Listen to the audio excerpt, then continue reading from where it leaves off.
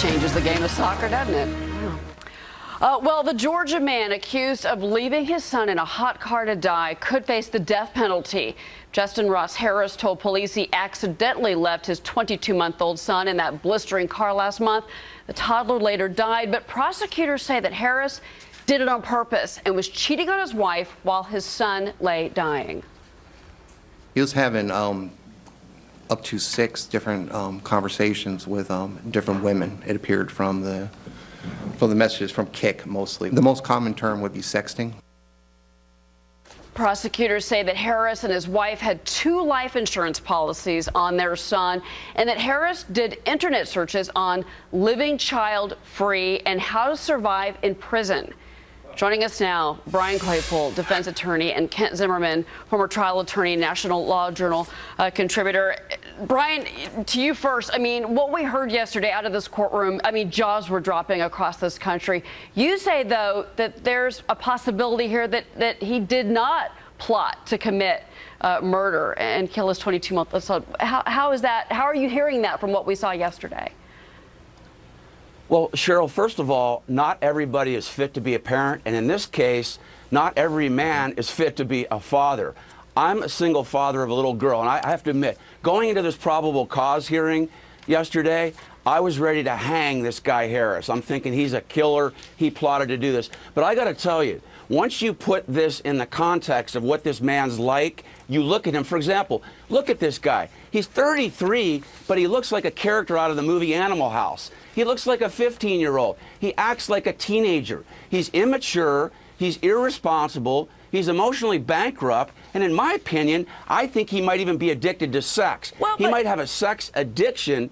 All that came out yesterday, and I understand what you're saying here, but Kent, I mean, let's talk about what also came out and what the police commissioner there said that he saw and witnessed with regards to the behavior of both of them, not just the husband, but the wife as well, that she was acting very, very strange. And, you know, Leland, my colleague here, he got an email from an attorney that was in the courtroom that said that they were all stunned by what they were hearing, and that you say maybe the wife is going to be charged as well because of all that was said yesterday in court. Look, this is the state's case to lose based on the sworn testimony yesterday, the lead investigator. You mentioned the wife. It's a great point. The wife, when she finds out that her baby baked to death in a car, not a tear, her own mom said, "Why aren't you crying?" Then she goes and visits the dad in jail. One of the first things she says on the evening that her kid died, she sees the dad and she says, "Well, did you tell him too much?" Very odd behavior.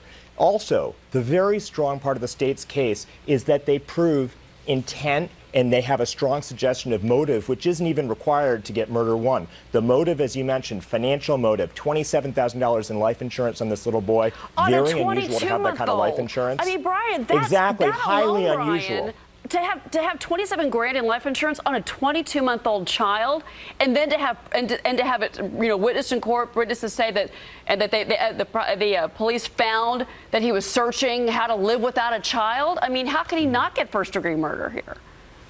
Well, very easily, because this is what you call hunch justice. You have a hunch that somebody plotted to kill a 2-year-old child. You have a hunch that they had a financial motive. The fact of the matter is you've got to look at it within the context of this man's life. He has no prior history of depravity. He has no prior history of abusing a child. Brian, that doesn't mean anything. He doesn't committed crimes with underage minors. Well, let me finish. This guy has what I think what's called diminished capacity. He has a sex addiction that's skewing his ability to plot out and criminally and intentionally kill his child. This is neglect, not murder. Brian, let me bring that point up to you. Okay, to having a sex addiction doesn't mean that you're a murderer.